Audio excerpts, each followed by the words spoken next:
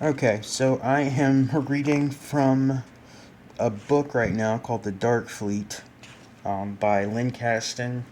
Please forgive the visuals, but I'm flipping through pages here, and I wanted to just read a passage about archons. Archons are a species of inorganic beings that emerged in the solar system prior to the formation of the Earth. They are cyborgs inhabiting the planetary system.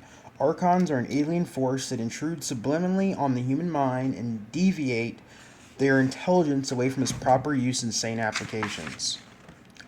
The Gnostics saw the signature of an alien species that piggybacks on the worst human failings. Hence, archons are psycho-spiritual parasites.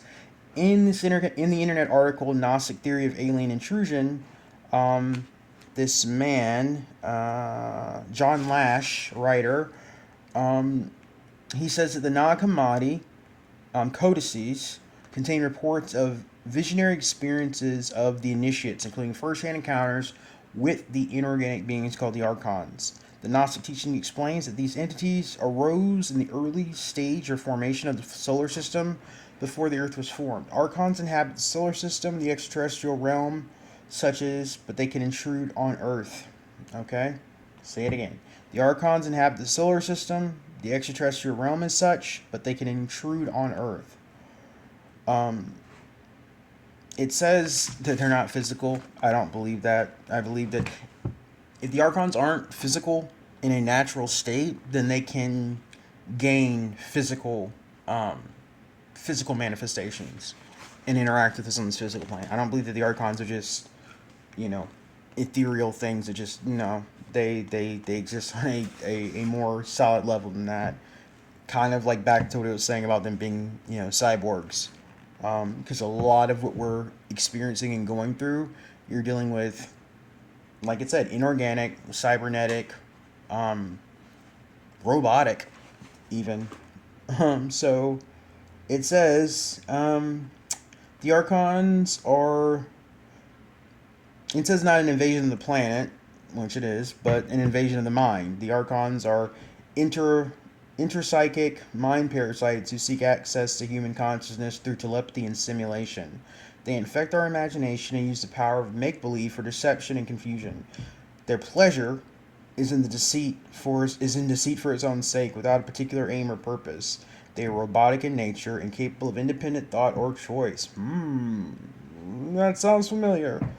They have no particular agenda except to live vicariously through human beings. They are bizarrely able to pretend an effect on humans, which they do not really have.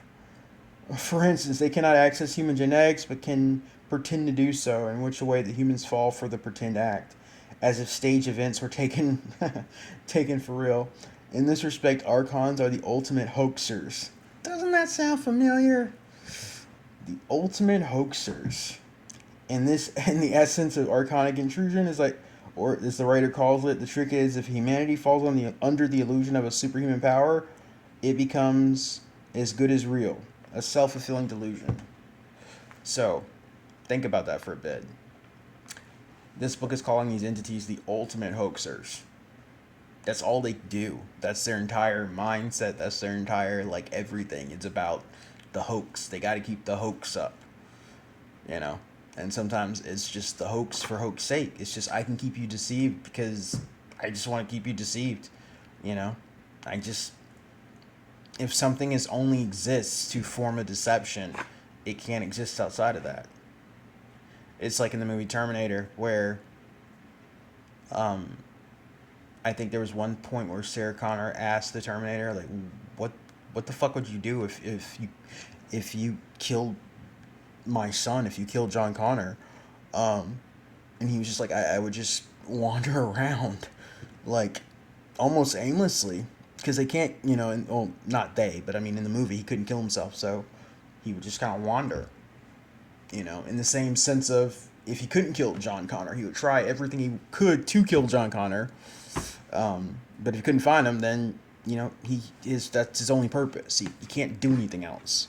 So if there's no hoax to maintain, there's no archons to fulfill it.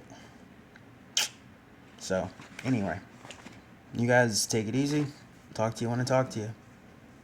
Have a good night, good day, whatever you're doing.